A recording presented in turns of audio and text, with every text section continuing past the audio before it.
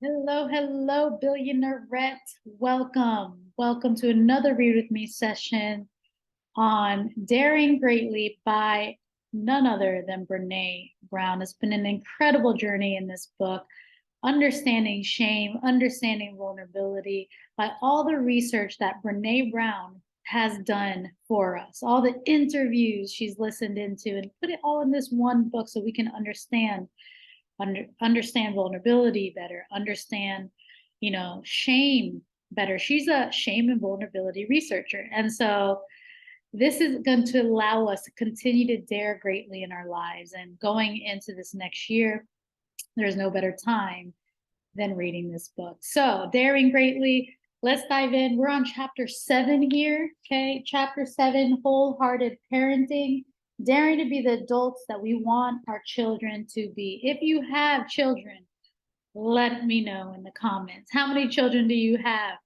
Are you a parent? Maybe you're not a parent to children. Maybe you have animals. Maybe you have kids that take care of. Maybe you have children in some way. You have a business, you have a team, you have children. Okay. So I'm definitely excited for this particular chapter, and I hope you are too. I hope you get tons of value. I know it's going to be really action packed in here. And so definitely excited. If you're new to this channel, stay close because we're all about growth. Okay. Developing our minds, our bodies, and our souls daily in this channel. Okay. One of the ways we're doing that is we're reading books.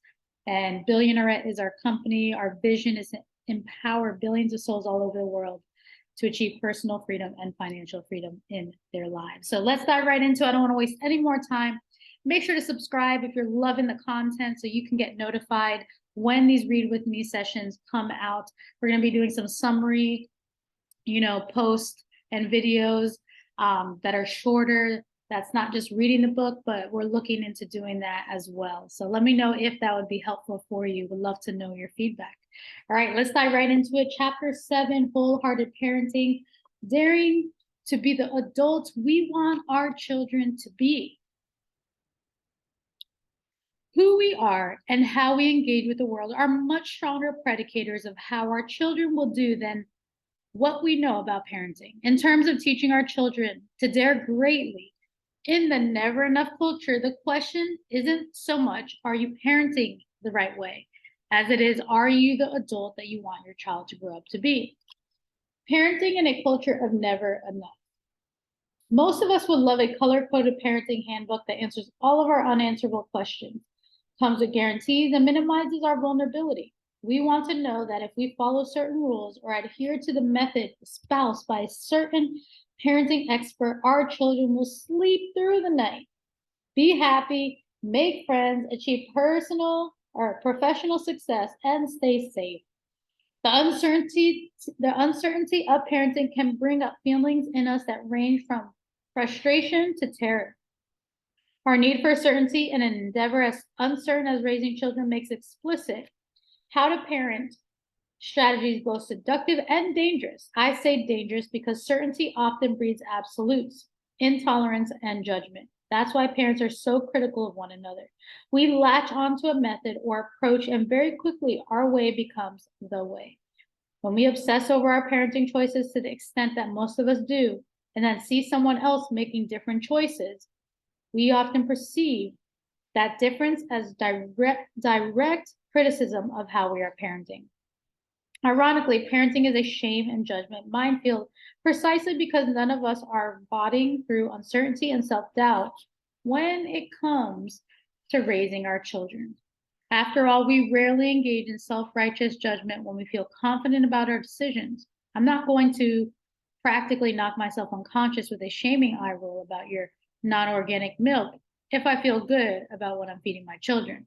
But if doubt lurks beneath my choices, that self-righteous critic will spring to life in not so subtle parenting moments that happen because my underlying fear of not being the perfect parent is driving my need to confirm that at the very least, I'm better than you. Somewhere buried deep inside our hopes and fears for our children is the terrifying truth that there is no such thing as perfect parenting. And there are no guarantees. From debates about attachment parenting and how much better they parents in Europe to disparagement of tiger moms and helicopter parents, the heated discussions that occupy much of the national parenting conversation conveniently distracts us from this important and difficult truth. Who we are and how we engage with the world are much stronger predicators of how our children will do than what we know about parenting. And that is a great note to write down if you're writing down notes, or if you got your highlighter out, something great to highlight, okay?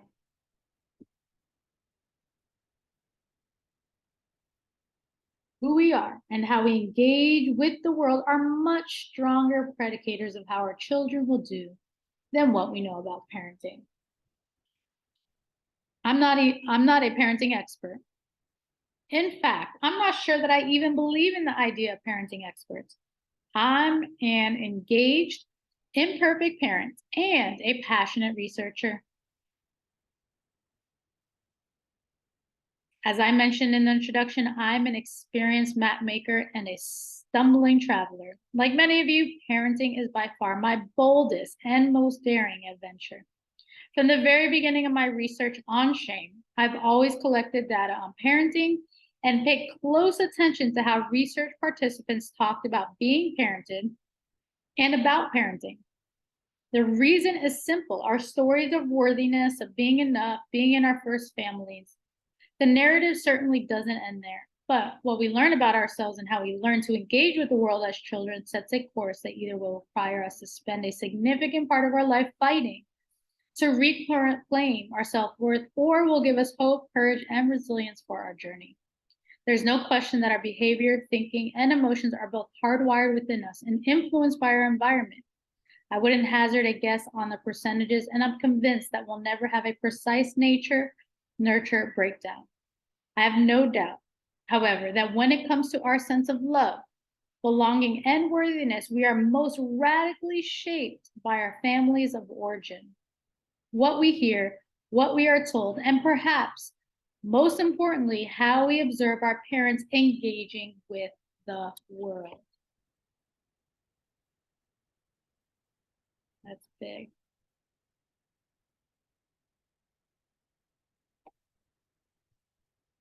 As parents, we may have less control than we think over temperament and personality, and less control than we want over the scarcity culture. But we do have powerful parenting opportunities in other areas, how we help our children understand, leverage, and appreciate their hardwiring, and how we teach them resilience in the face of relentless, never enough culture messages. In terms of teaching our children to dare greatly in the never enough culture, the question isn't so much, are you parenting the right way? As it is, are you the adult that you want your child to grow up to be? As Joseph Chilton Pierce writes, what we are teaches the child more than what we say. So we must be what we want our children to become. Even though the vulnerability of parenting is terrifying at times, we can't afford to armor ourselves against it or push it away. It is our richest, most fertile ground for teaching and cultivating connection, meaning, and love.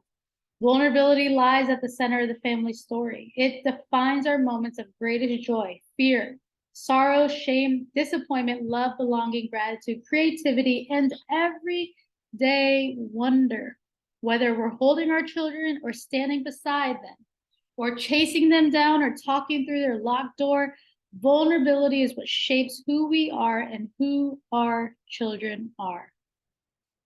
By pushing away vulnerability, we turn parenting into a competition that's about knowing, proving, executing, and measuring rather than being. Being, B-E-I-N-G.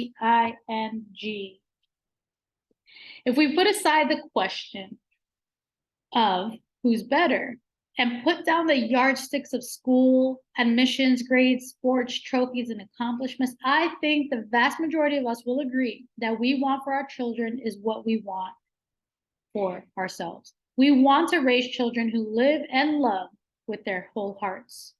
If wholeheartedness is the goal, then above all else, we should strive to raise children who, let me get these, live and love with their whole hearts. Amen. So I'm going to read the list here. If wholeheartedness is the goal, then above all else, we should strive to raise children who engage with the world from a place of worthiness, embrace their vulnerabilities and perfections, feel a deep sense of love and compassion for themselves and others, value hard work, perseverance, and respect, carry a sense of authenticity and belonging with them rather than searching for it in external places, have the courage to be imperfect, vulnerable, and creative. Don't fear feeling ashamed or unlovable if they are different or if they are struggling. Move through our rapidly changing world with courage and a resilient spirit. For parents, this means we are called upon to acknowledge that we can't give our children what we don't have, and so we must let them share in our journey to grow, change, and learn. Recognize our own armor and model for our children how to take it off, be vulnerable, show up, and let ourselves be seen and unknown. Honor our children by continuing on our own journey towards wholeheartedness. Parent from a place of enough rather than scarcity. Mind the gap and practice the values we want to teach. Dare greatly, possibly more than we've ever dared before.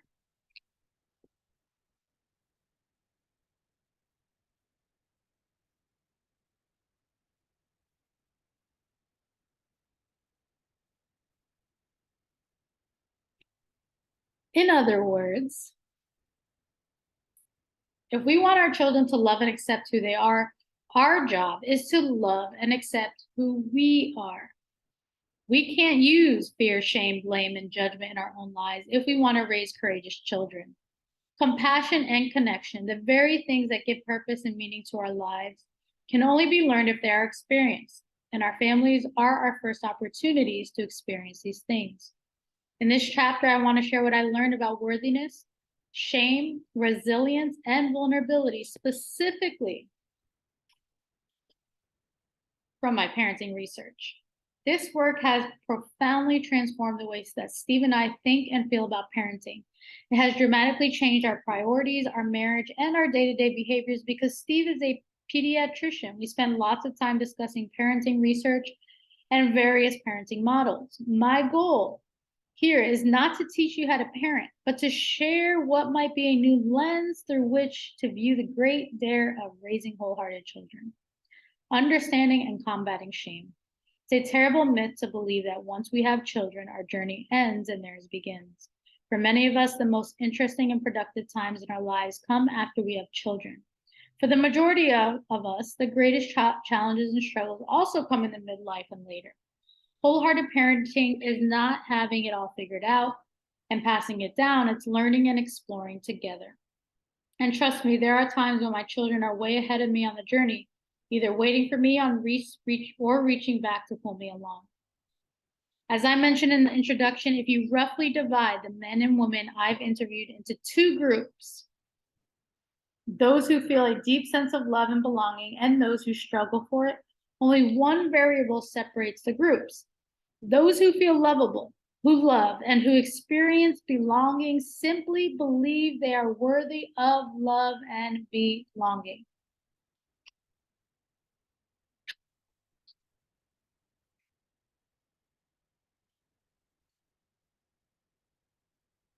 I'll repeat that. Those who feel lovable, who love, and who experience belonging simply just believe they're worthy of it, love and belonging. I often say that wholeheartedness is like the North Star. We never really arrive, but we certainly know if we're headed in the right direction. Raising children who believe in their worthiness requires us to model that journey and that struggle. The important thing to know about worthiness is that it doesn't have prerequisites.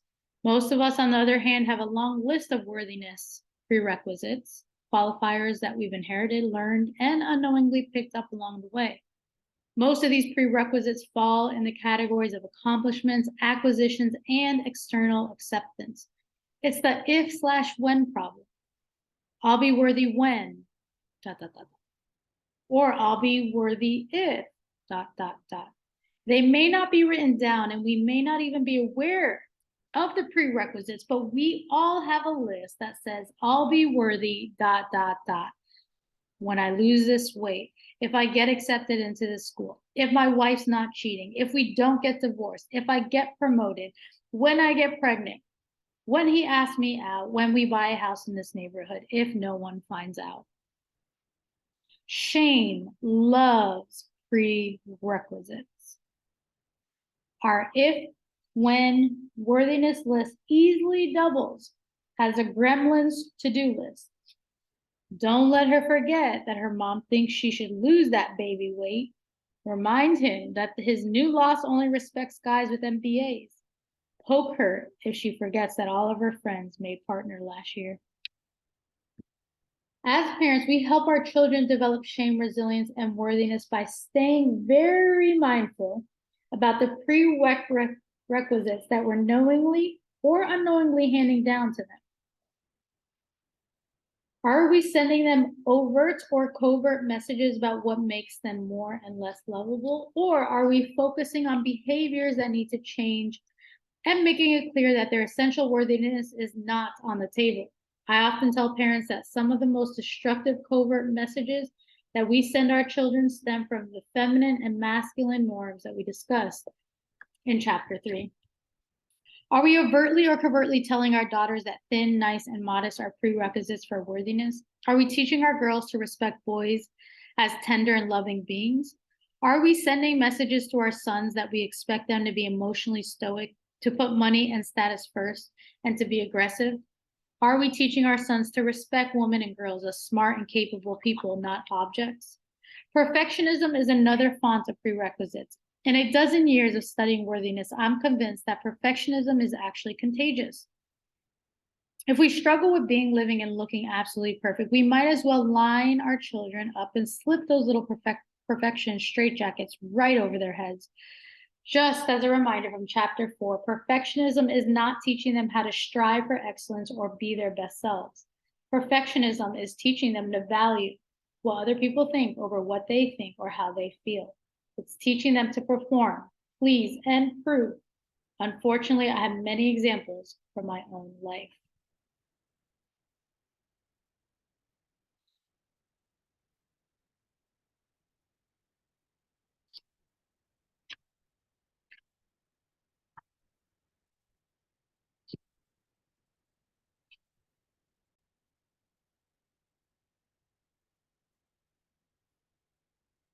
For instance, when Ellen got her first tardy at school, she immediately broke down crying. She was so upset about breaking the rules and upsetting her teacher or the principal that she just fell apart. We kept telling her that it wasn't a big deal and that everyone is late sometimes until she felt better. That evening, we celebrated surviving our first tardy with a little tardy party after dinner. She finally agreed that it wasn't a big deal and that the other people probably didn't judge her for being human. Fast forward 4 days on Sunday morning, we're running late for church and I'm in tears. Why can't we ever get out of here on time? We're going to be late. Ellen looked up at me and earnestly said, Dad and Charlie will be here in 1 minute. Are we missing something important? Without hesitating, I said, no, I just hate walking in late and sneaking down the aisle. It's the 9 o'clock service, not the 9:05 service. She looked confused for a second, then grinned as she said, it's not a big deal. Everyone's late sometimes, remember? I'll throw a tardy party for you when we get home. Aww. Sometimes prerequisites and perfectionisms are handed down in very subtle ways. One of the very best pieces of parenting advice that I ever received was from the writer Toni Morrison. It was May of 2000 and Ellen was just shy of her first birthday. Miss Morrison was in Oprah talking about her book, The Bluest Eye. Oprah said, Toni says a beautiful thing about the messages that we get about who we are when a child first walks into a room. And she asked Miss Morrison to talk about it. Miss Morrison explained that it's interesting to watch what happens when a child walks into a room. She asked, does your face light up? She explained, when my children used to walk in the room when they were little, I looked at them to see if they had buckled their trousers or if their hair was combed or if their socks were up. You think your affection and your deep love is on display because you're caring for them? It's not. When they see you, they see the critical face. What's wrong now? Her advice was simple, but paradigm shifting for me. She said, let your face speak what's in your heart. When they walk in the room, my face says, I'm glad to see them. It's just as small as that. You see? I literally think about that advice every day. That's awesome.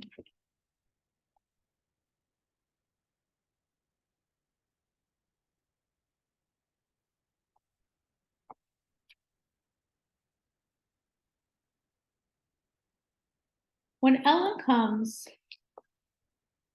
When Ellen comes bounding down the stairs dressed for school, I don't want my first comments to be, pull your hair back, or those shoes don't match your dress. I want my face to convey how happy I am to see her, to be with her. When Charlie comes in the back door and he's sweaty and dirty from catching lizards, I want to flash a smile before I say, don't touch anything until you wash your hands. So often we think that we earn parenting points by being critical, put out, and exasperated. Those first looks can be prerequisites or worthiness builders. I don't want to criticize when my kids walk in the room. I want to light up.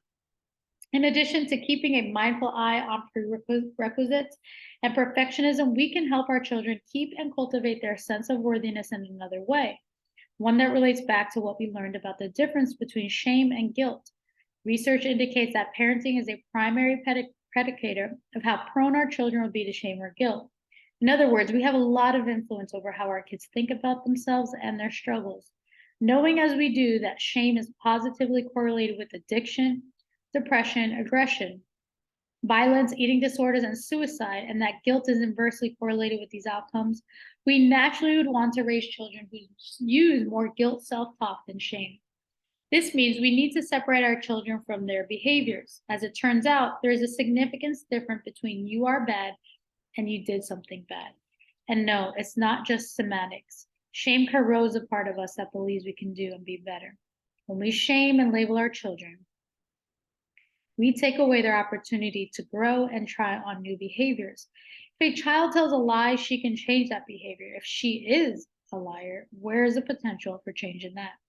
Cultivating more guilt self-talk and less shame self-talk requires rethinking how we discipline and talk to our children. But it also means explaining these concepts to our kids. Children are very receptive to talking about shame if we're willing to do it. By the time they're 4 and 5, we can explain to them the difference between guilt and shame and how much we love them, even when they make bad choices. When Ellen was in kindergarten, her teacher called me at home one afternoon and said, I totally get what you do now. When I asked her why, she said that earlier in the week she had looked over at Ellen, who was in the glitter center, and said, Ellen, you're a mess. Apparently, Ellen got a very serious look on her face and said, I may be making a mess, but I'm not a mess. Yes, that's the day I became that parent. Charlie also gets the distinction between shame and guilt. When I found our dog pulling food out of the trash can, I scolded her by saying, bad girl. Charlie came sliding around the corner shouting, Daisy is a good girl who made a bad choice. We love her. We just don't love her choices. Awesome. Great examples.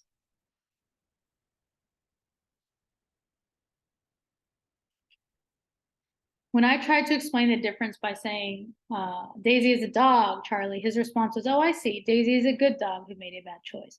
Shame is so painful for children because it is inextricably linked to the fear of being unlovable. For young children who are still dependent on their parents for survival, for food, for shelter, and safety, feeling unlovable is a threat to survival.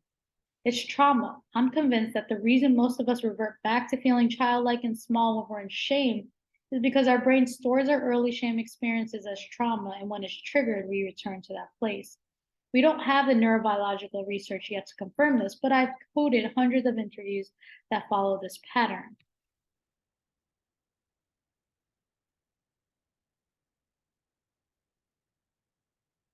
I don't know what happened. My boss called me an idiot in front of my team, and I couldn't respond. All of a sudden, I'm back in Miss Porter's second grade class, and I'm speechless. I can't come back with one decent response. Or my son struck out for the second time, and I couldn't see straight. I always said I'd never do what my dad did to me, but there I was screaming at him in front of my teammates, of his teammates. I'm not even sure how it happened. In chapter 3, we learn that the brain processes social rejection or shame the same exact way it processes physical pain. I suspect we'll eventually have the data to support my hypothesis about children storing shame as trauma. But in the meantime, I can say without hesitation that childhood experiences of shame change who we are, how we think about ourselves, and our sense of self-worth. We can work hard not to use shame as a parenting tool, but our children are still going to encounter shame in the outside world. The good news is that when children understand the distinction between shame and guilt, and when they know that we're interested and open to talk about the feeling and experiences, they're much more likely to talk to us about the shaming experiences they may encounter with teachers, coaches, clergy, babysitters, grandparents, and other adults who have influence in their lives. This is critically important because it gives us the opportunity to crop shame the way we do photographs. I often use a scrapbook as a metaphor to talk about the impact shame has on children. As parents, once we learn about shame, we'll more likely realize that yes, we've shamed our children. It happens, even to shame researchers. Given the severity of the outcomes around shame, we'll also begin to worry that the shaming moments that happen outside of our home will define our children, despite our best efforts in the family. And those experiences will happen. Name calling, put downs, and teasings are rampant in our culture of cruelty. The good news, however, is that we have a lot of influence over how much power those experiences have in our children's lives. Most of us can remember shaming events from childhood that felt defining, but more than likely, we remember them because we didn't process those experiences with parents who were open to talk about shame and committed to helping us cultivate shame resilience. I don't blame my parents for that any more than I judge my grandmother letting me stand next to her in the front seat while she was driving. They didn't have access to the information that we have today. Knowing what I do know now, I think about shame and worthiness in this way. It's the album, not the picture. If you imagine opening up a photo album and many of the pages are full of 8x10 photos of shaming events, you'll close that album and walk away thinking shame defines that story. On the other hand, you open that album and see a few small photos of shame experiences, but each one is surrounded by pictures of worthiness, hope, struggle, resilience, courage, failure, success, and vulnerability. The shame experiences are only a part of a larger story. They don't define the album. That's awesome. Again, we can't shame-proof our children. Our task instead is teaching and modeling shame resilience. And that starts with conversations about what shame is and how it shows up in our lives. The adults I interviewed who were raised by parents who use shame as a primary parenting tool had much more difficulty believing in their worthiness than the participants who experience shame occasionally and were able to talk about it with their parents. If you have grown children and are wondering if it's too late to teach shame resilience or to change the album, the answer is no. It's not too late. The power of owning our stories, even the difficult ones, is that we get to write the ending. Several years ago, I received a letter from a woman who wrote, "Your work changed my life in a very strange way. My mom saw you speak at a church in Amarillo. Afterwards, she wrote me a long letter that said, I had no idea there was a difference between shame and guilt. I think I shamed you your entire life. I meant to use guilt. I never thought you were good enough. You weren't good enough. I did not like your choices, but I shamed you. I can't take that back, but I need you to know that you're the best thing that ever happened to me, and I'm so proud to be your mother." I couldn't believe it. My mom is 75 and I'm 55. It healed so much and it changed everything, including the way I parent my own kids. That's beautiful. In addition to helping our children understand shame and use guilt self-talk rather than shame self-talk, we have to be very careful about shame leakage. Even if we don't shame our children, shame still shows up in our lives in ways that can have a powerful effect on our family. Basically, we can't raise children who are more shame resilient than we are. I can encourage Ellen to love her body, but what really matters are the observations she makes about my relationship with my own body. Damn it. I can soothe Charlie's concerns that he might run the wrong direction around the base by telling him that he doesn't have to fully understand the ins and outs of baseball before his First T-Paul game. But does he observe me and Steve trying new things, making mistakes and failing without becoming self-critical? Damn it. Again. Lastly, normalizing is one of the most powerful shame resilience tools that we can offer our children. Like I explained in the last chapter, normalizing means helping our children know they're not alone and that we've experienced many of the same struggles. This applies to social situations, changes in their body, shaming experiences, feeling left out, and wanting to be brave but feeling afraid. There's something that's sacred that happens between a parent and child when the parent says, "Me too," or shares a personal story that relates to their child's struggle. Wow, incredible information.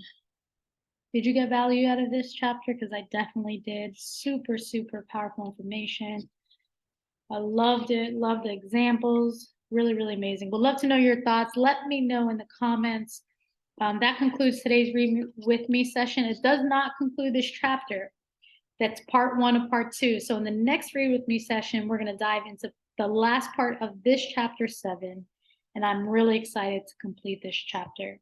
Wholehearted parenting. All right.